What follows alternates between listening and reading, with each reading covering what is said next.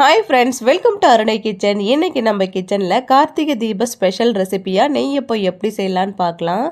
மாவுலாம் ஊற வச்சு அரைக்கணும்னு தேவையில்லை. இன்ஸ்டண்ட்டாக அரிசி மாவு கோதுமை மாவை பயன்படுத்தி எப்படி செய்யலான்னு பார்க்கலாம். 1 கப்பு அரிசி மாவு எடுத்திருக்கேன். நீங்கள் எந்த அரிசி மாவுனாலும் எடுத்துக்கோங்க. நான் இன்றைக்கி கடையில் விற்கிற அரிசி மாவு தான் எடுத்திருக்கேன். 1/2 கப்பு கோதுமை மாவு சேர்த்துருக்கேன். 2 பழுத்த வாழைப்பழம் எடுத்திருக்கேன். நீங்கள் வாழைப்பழம் சேர்க்காம கூட செய்யலாம். வாழைப்பழம் சேர்த்து செஞ்சிங்கன்னா இந்த அப்பம் கொஞ்சம் நல்லாயிருக்கும். அதனால் வாழைப்பழம் சேர்த்துருக்கேன். 2 வாழைப்பழம் சேர்த்துட்டு இதை மிக்ஸி ஜாரில் சேர்த்து நல்லா நைஸாக அரைச்சி எடுத்துகிட்டு வந்துடுறேன். இப்போ நல்லா நைஸாக அரைச்சிட்டேன். இதை இந்த மாவில் சேர்த்துடலாம். சேர்த்துட்டு வெல்லத்தை கரைச்சிக்கலாம். நான் இன்றைக்கி 1/2 கப்பு வெல்லம் சேர்த்துருக்கேன். நீங்கள் வாழைப்பழம் சேர்க்கலைன்னா 3/4 கப்பு வெல்லம் சேர்த்துக்கோங்க. நான் வாழைப்பழம் சேர்த்துருக்கிறதுனால இனிப்பு கொஞ்சம் இருக்கும் அப்படின்றதுனால நான் 1/2 கப்பு வெல்லம் சேர்த்துருக்கேன். ஒரு 3/4 கப்பு தண்ணி சேர்த்து நல்லா வெல்லம் கரையணும். பாகுபாதெல்லாம் தேவையில்லை. வெல்லம் கரைஞ்சால் அதில் இருக்கிற அந்த கல் மண்ணெலாம் போகிறதுக்காக நல்லா ஒரு வடிகட்டி வச்சு வடிகட்டிட்டு இந்த மாவில் சூடாக இருக்கிற அந்த வெள்ளைப்பாகை அதை அப்படியே சேர்த்துடலாம். கொஞ்சம் கொஞ்சமாக சேர்த்துக்கோங்க. கொஞ்சம் சேர்த்துட்டு நல்லா ஒரு விஸ்கு இல்லைன்னா ஒரு கரண்டி வச்சு நல்லா கலந்து விட்டுக்கிறேன். அதுக்கப்புறம் இன்னும் கொஞ்சம் வெள்ளைப்பாகு எல்லாம் முழுசாக இருக்கிற அந்த வெள்ளைப்பாகை சேர்த்துடுறேன். சேர்த்துட்டு இதுக்கப்புறம் நீங்கள் தண்ணி தேவைப்பட்டதுன்னா தண்ணியை கொஞ்சம் சூடு பண்ணி அதுக்கப்புறம் இதில் சேர்த்துக்கோங்க.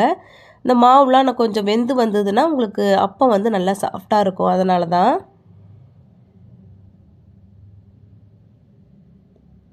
இதுக்கப்புறம் தண்ணி சேர்த்துட்டு கொஞ்சம் கொஞ்சமாக தண்ணி சேர்த்து இந்த அளவுக்கு கலந்து எடுத்துக்கோங்க. இப்போ இந்த விஸ்கில் தெரியல, நான் உங்களுக்கு கரண்டி வச்சு கலந்து காமிக்கிறேன். இந்த அளவுக்கு இருக்கணும். இந்த அளவுக்கு இருந்துச்சுன்னா உங்களுக்கு அப்பம் சுடுறதுக்கு ரொம்பவே நல்லாயிருக்கும். இது நீங்கள் எண்ணெயிலையும் போட்டு எடுக்கலாம். நான் இன்றைக்கி பணியாரக்கல்லில் தான் உங்களுக்கு செஞ்சு காமிக்க போகிறேன்.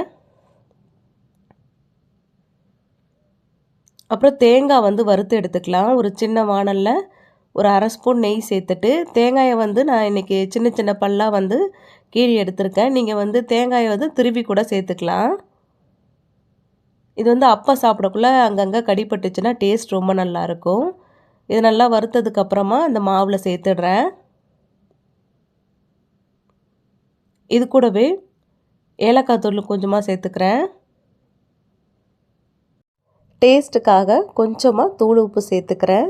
இது கூடவே ஒரு பிஞ்சு சோடா உப்பு, ஆப்ப சோடா இருக்கு இல்லையா, அது கொஞ்சமாக ஒரு பிஞ்சு சேர்த்துட்டு நல்லா கலந்துட்டு உடனே அப்பம் ஊற்றிடலாம். இதை புளிக்க வைக்கணும் இல்லை கொஞ்சம் நேரம் வெயிட் பண்ணணும்னு தேவையில்லை. நல்லா கலந்துட்டு உடனே நீங்கள் அப்பம் ஊற்றிடலாம். நான் இன்றைக்கி நெய்யும் எண்ணெயும் கொஞ்சம் கலந்து வச்சுருக்கேன். நீங்கள் ஃபுல்லாக நெய்யில் கூட சுடலாம்.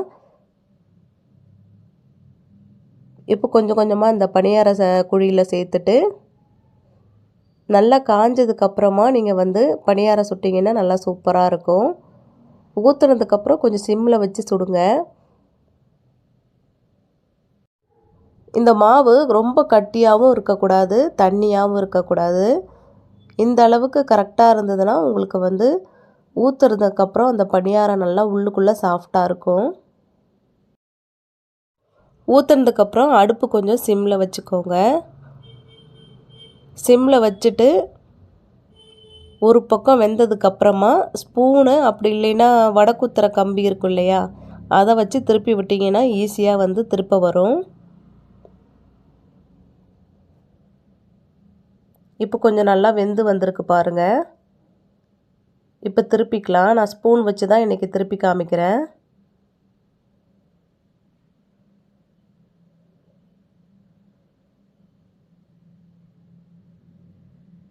நல்லா ஈஸியாக தான் வரும், ரொம்ப கஷ்டம்லாம் இல்லை. இப்போ ஒரு பக்கம் திருப்பி போட்டதுக்கப்புறமா ஒரு 2 நிமிஷம் நல்லா வேகட்டும். வெந்ததுக்கப்புறமா எடுத்துக்கலாம்.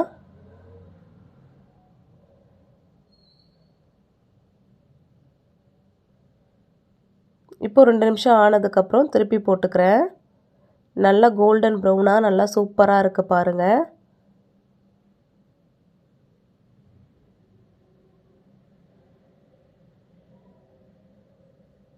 நல்லா சூப்பராக வெந்து வந்திருக்கு. இப்போ இதை ஒரு பிளேட்டில் எடுத்துக்கலாம்.